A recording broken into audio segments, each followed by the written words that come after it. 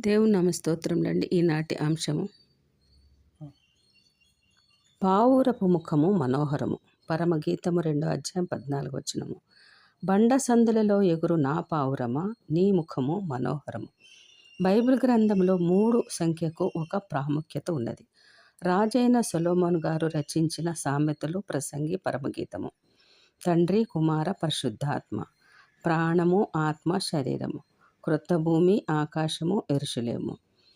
3 అంతస్తులు గల నోవాహు గారి ఓడ. ఆవరణము, పరిశుద్ధ స్థలము, అతి పరిశుద్ధ స్థలము. సంఘము, యేసుక్రీస్తు, శూలమితి. ఈ విధముగా 3 అనే ప్రాముఖ్యతకు బైబిల్ ఎంతో విలువ ఇచ్చింది. పరమగీతం 2 అధ్యాయం 14 ప్రకారము పావురము బండ సందులలో ఉంది. కొన్ని పావురములు ఆకాశంలో ఎగురుతాయి, కొన్ని పావురములు చెట్లలో ఉంటాయి, కొన్ని పావురములు గుడిలో ఉంటాయి, కొన్ని పావురములు బండ సందులలోనే ఉంటాయి. పావురము అనగానే గుర్తుకొచ్చేది పరిశుద్ధాత్ముడు. ఎందుకనగా బాప్తిస్మమిచ్చు యోహాను దగ్గర యేసుక్రీస్తు బాప్తిస్మం పొందుకొని ఒడ్డుకు వచ్చి ప్రార్థిస్తుండగా ఆకాశము తెరవబడింది. పరిశుద్ధాత్మ దేవుడు పావురము ఆకారంలో ఆయన మీదికి వచ్చి వ్రాలాడు. తండ్రి సాక్ష్యమిస్తున్నాడు, ఈయన నా ప్రియకుమారుడు, ఈయన యందు నేను ఆనందించుచున్నాను. పావురం అనగానే పరిశుద్ధాత్మ గుర్తుకు వస్తాడు. మరొక కోణములో ఈ పావురం పరిశుద్ధాత్ముడే అయితే పావురము సంఘము అని సంఘమునకు సాదృశ్యముగా చెప్పబడింది. అయితే ఈ బండ సందులలో ఎగురుతున్న ఈ పావురము పరిశుద్ధాత్మ దేవుడు కాదు. ఆయన స్వరక్తమిచ్చి ప్రాణాన్ని ధారపోసి విమోచన క్రయధనముగా ఆయన కొన్న సంపాదించిన స్వకీయ సంపాద్యమైన ఆయన సొత్తు. ఆయన ప్రజలమైన మనమే ఆ పావురము, ఆ సంఘము. దేశం అంటే మట్టి కాదు, మనుషులై. సంఘం అంటే రాళ్లతో కట్టబడిన మందిరము కాదు, హత్యాకృతములైన చేత నిర్మింపబడినది కాదు. క్రీస్తు స్వరక్తమిచ్చి కొన్న సంఘమే. లోకము నుండి వేరే ప్రత్యేకించబడి జీవిస్తున్నటువంటి ఆ సంఘమే ఆ పావురము. అయితే ఈ సంఘం అనే పావురము యొక్క చిరునామా బండ సందులలో సర్దుకుపోయి దాగేది. ఆ బండ అరణ్యములో మన పితరులను వెంబడించిన ఆ బండ, వారి దాహము తీర్చినది ఆ బండ, మోషే కొట్టిన ఆ బండ మన ప్రభువైన యేసుక్రీస్తు ప్రభులవారు. పావురము సంఘం. పావురపు బండ సందులు అనగా అర్థము మన ప్రభువైన యేసుక్రీస్తు. 2000 సంవత్సరముల క్రిందట ఆయన పొందిన గాయములు ఆ సందులు. ఇప్పుడు సంఘము ఎక్కడ ఉండాలి? ఆయన పొందిన గాయములలో ఆ సందులలో పావురము నిలిచి ఉండినట్లుగా మనము కూడా రాకడ వరకు, తుది శ్వాస వరకు, ప్రాణమున్నంత వరకు, చివరి క్షణం వరకు బండ సందులలో నిలిచి ఉండాలి. పొరపాటున కూడా బండని విడిచిపెట్టకూడదు, ఆ బండకు దూరము కాకూడదు. పొరపాటున కూడా ఆ బండ సందులలో నుండి బయటికే రాకూడదు.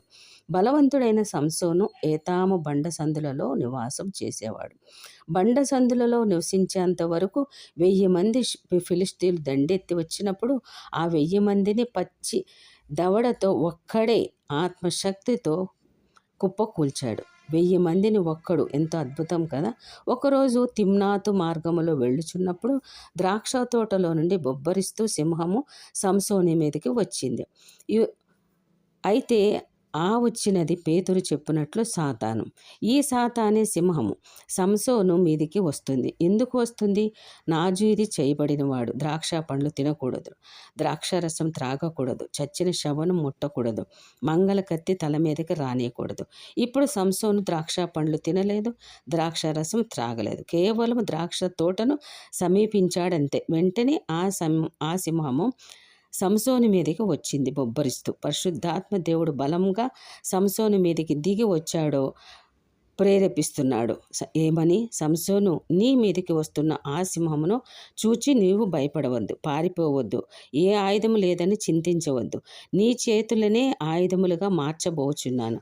నీ ఒక్కడివి మేకపిల్లను ఏ విధముగా చీల్చగలవో ఆ విధముగా ఇప్పుడు నీ మీదకి వస్తున్న సింహమును చీల్చబోచున్నావు. కానీ భయపడలేదు. తన చేతులు చాచాడు, ఆ సింహపు దవడను పట్టుకున్నాడు, మేకపిల్లను చీల్చినట్లు చీల్చాడు. 300 నక్కలను పట్టుకున్నాడు, వాటి తోకలకు ముడిపెట్టి నిప్పు పెట్టి ఫిలిష్తీయుల ద్రాక్ష తోటలో ఆ నక్కలను విడిచిపెట్టి పాడు చేస్తున్నాడు, కాల్చివేశాడు. అద్భుతం. అతడు ఏతాము బండ సందులలో నిలిచి ఉన్నంత వరకు శక్తికి మించిన కార్యములు దేవుడు తన ద్వారా జరిగించాడు. ఊహకు మించిన కార్యములు జరిగించాడు. ఎవ్వరు చేయలేని కార్యములు సంసోను ద్వారా దేవుడు చేయించాడు. అసాధ్యములను సుసాధ్యములుగా మార్చాడు. అయితే ఆ బండ సందులలో నుండి నిలిచి ఉండకుండా దెలీలా చెంతకు చేరాడు. ఆమెతో సహవాసం చేశాడు. ఉండవలసినది ఏతాము బండ సందులలో, కానీ ఇప్పుడు దేవుని ఆత్మను వదిలి దేవుని ఆశీర్వాదం మర్చిపోయాడు. ఎప్పుడైతే బండ సందులలో నుండి బయటకు వచ్చాడో బండకు దూరం అయ్యాడు. దెలీలాకు చేరాడు, గుడ్డివాడు అయ్యాడు. తిరగలి విసురువాడిగా మారిపోయాడు. దేవుడిచ్చిన ఆశీర్వాదమునకు దూరం అయ్యాడు. దేవుని ప్రణాళిక సంపూర్ణం కాకముందే తన ప్రాణాన్ని పోగొట్టుకోవాల్సిన దుస్థితి. ఇంత పతనానికి కారణము బండ సందులలో నిలవలేకపోవడమే కదా.